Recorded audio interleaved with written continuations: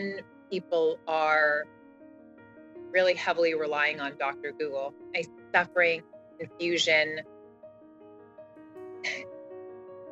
and pain. Here's why it's not always the best idea to search your symptoms if you're sick. If you're somebody with anxiety and you know yourself, I don't recommend Googling your health symptoms. Lily Sais is a psychologist and mental health practitioner who works with people experiencing health anxiety and says anyone prone to anxiety should be cautious about turning to the internet for health advice. Health anxiety differs from regular anxiety because the focus is on either our health or our loved one's health.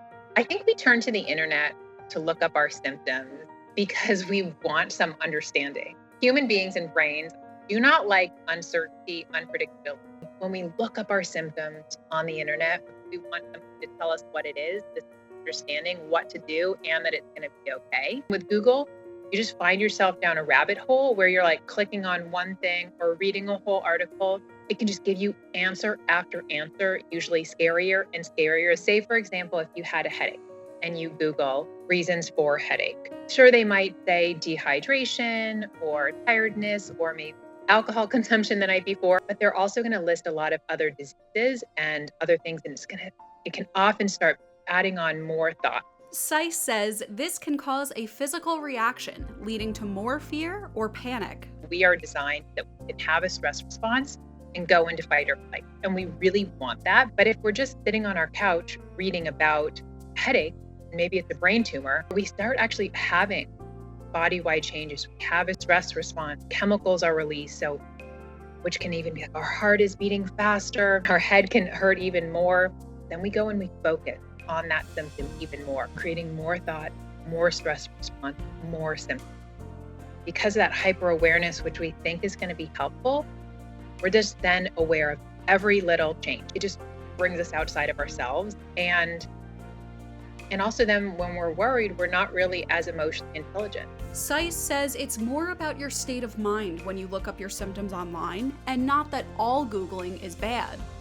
When Googling can help is if someone is in a state of mind that they're just going to be using it as helpful information. What's your state of mind like?